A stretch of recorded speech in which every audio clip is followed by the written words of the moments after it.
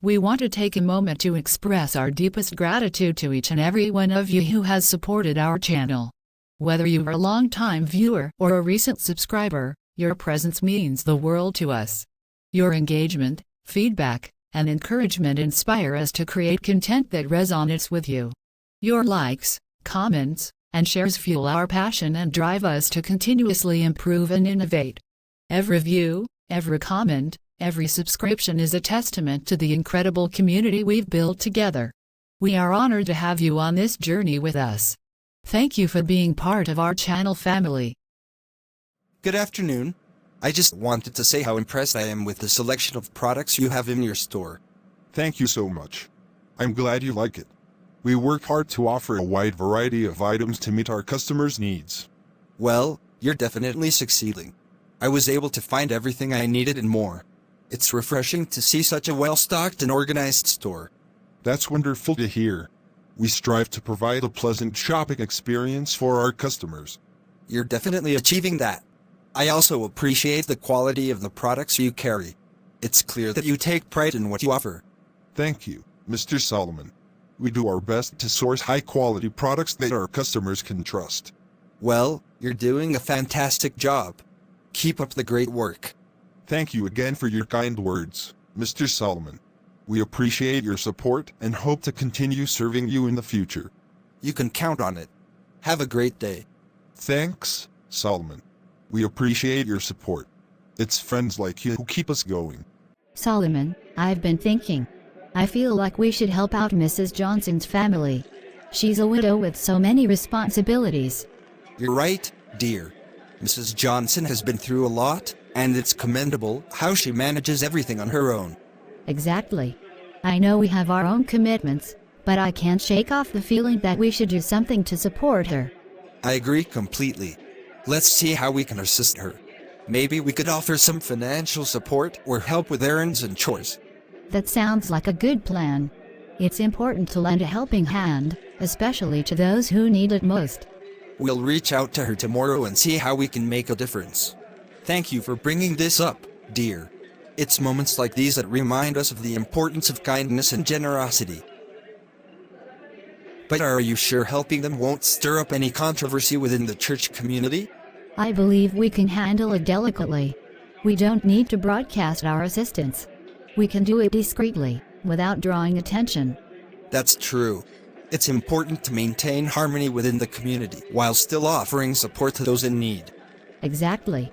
Our intentions are pure, and we don't need recognition to make a difference in someone's life. You're right. Let's proceed with helping Mrs. Johnson's family, but let's ensure it's done with sensitivity and privacy.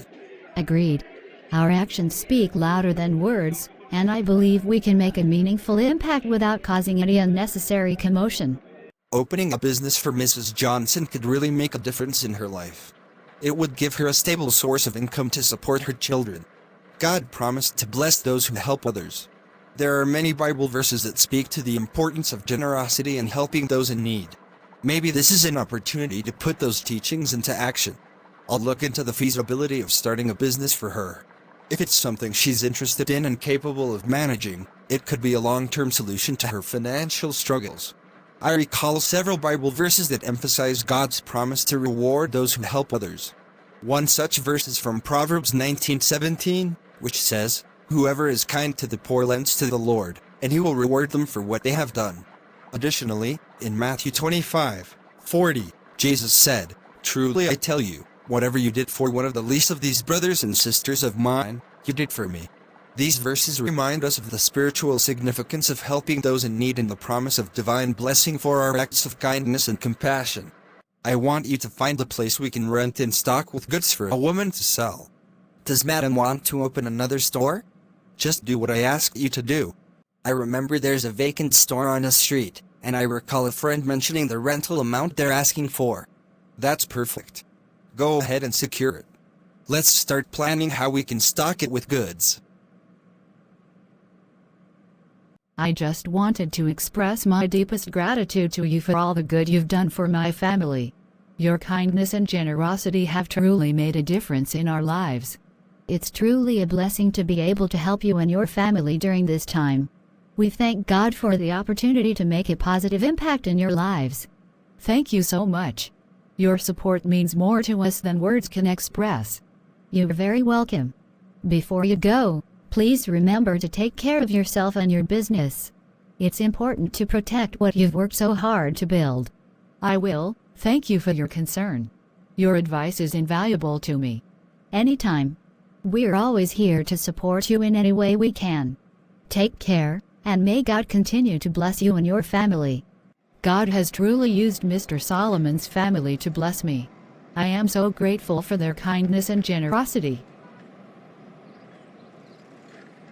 I've decided that I won't need to come to you anymore to beg for food.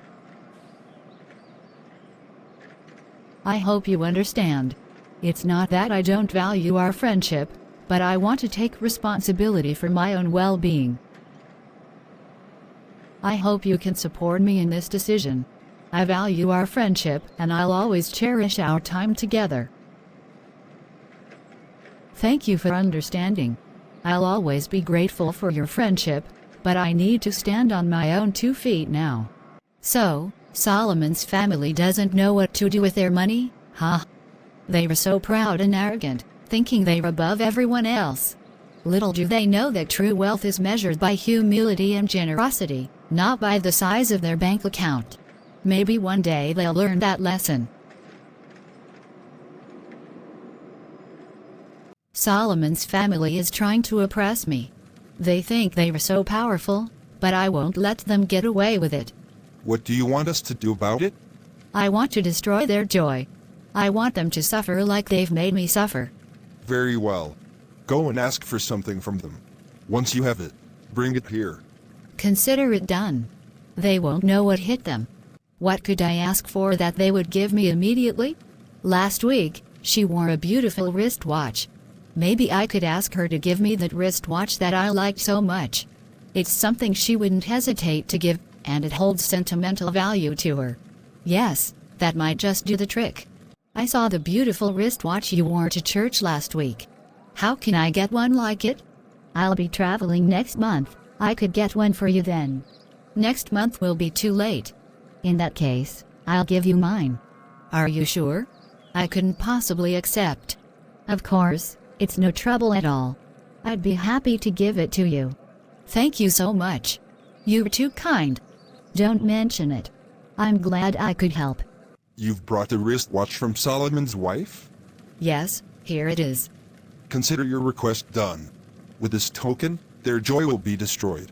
Thank you. I trust in your power to make it happen. Just remember, there are consequences to using such methods. Be prepared for whatever comes next. I understand. I'm willing to face whatever consequences there may be.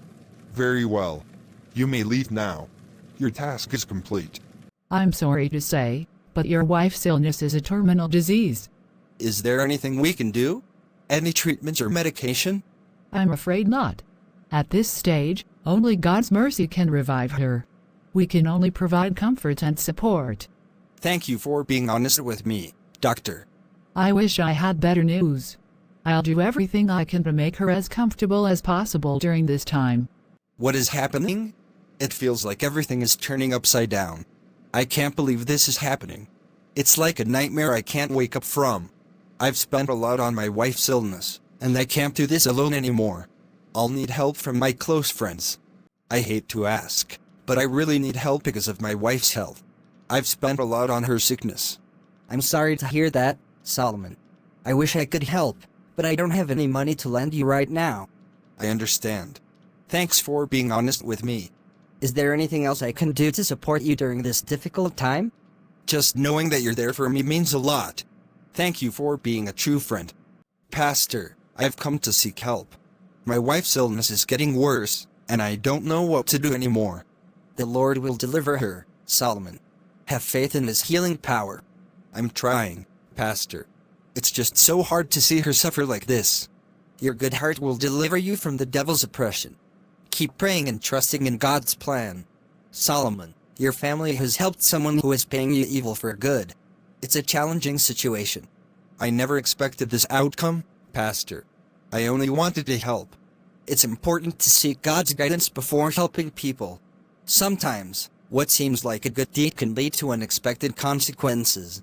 You're right, Pastor. We should have been more prayerful and discerning in our actions. Don't be too hard on yourself, Solomon. Learn from this experience and rely on God's wisdom in the future. Asking God before helping anyone is important for several reasons. 1. Guidance. Seeking God's guidance before helping others allows you to discern whether your assistance aligns with His will and purpose. It helps you make decisions that are wise and beneficial for both you and the person you're helping. Proverbs 3:5-6. Trust in the Lord with all your heart, and do not lean on your own understanding. In all your ways acknowledge Him, and He will make straight your paths.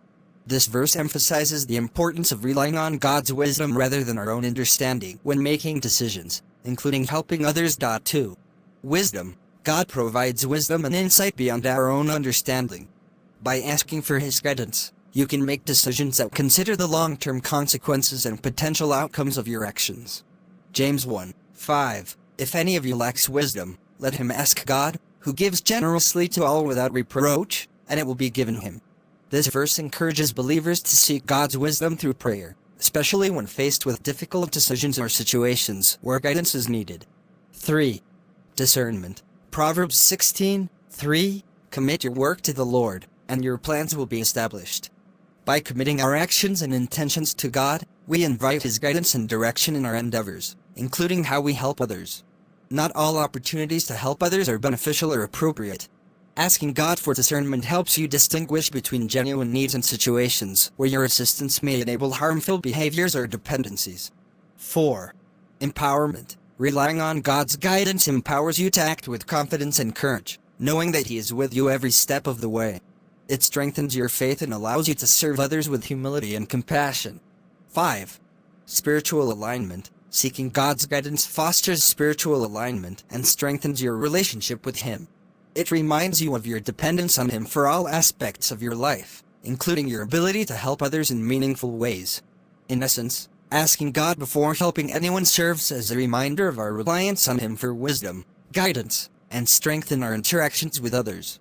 It allows us to act with humility, discernment, and love, ultimately leading to more effective and impactful acts of service. Well, I've been grappling with the idea of seeking guidance before extending help to others. Sometimes I feel conflicted about whether I'm making the right decisions, especially when it comes to assisting those in need. Do you think it's important to seek guidance in these situations? That's a profound question, Mr. Solomon. Seeking guidance before helping others can indeed be crucial, especially when faced with sensitive or complex situations. It allows us to tap into God's wisdom and discernment, ensuring that our actions align with His will. I see. But how do we know when it's necessary to seek guidance, and how should we go about it? It's a matter of prayer and discernment, Mr. Solomon. If you feel uncertain or conflicted about a decision, it may be a sign that seeking guidance is warranted. You can turn to prayer, meditation, and seeking counsel from trusted spiritual advisors, like myself, to gain clarity and insight. That makes sense. I suppose it's about surrendering our own understanding and relying on God's wisdom to guide us in our endeavors. We are called to be vessels of God's love and compassion, but it's essential to seek His guidance every step of the way. Trusting in His wisdom will ensure that our actions are rooted in His grace and mercy. Thank you, Pastor. Your words have provided me with clarity and reassurance. I'll be sure to seek guidance in my endeavors moving forward. You're very welcome, Mr. Solomon. Remember, God is always ready to guide us when we seek Him with an open heart.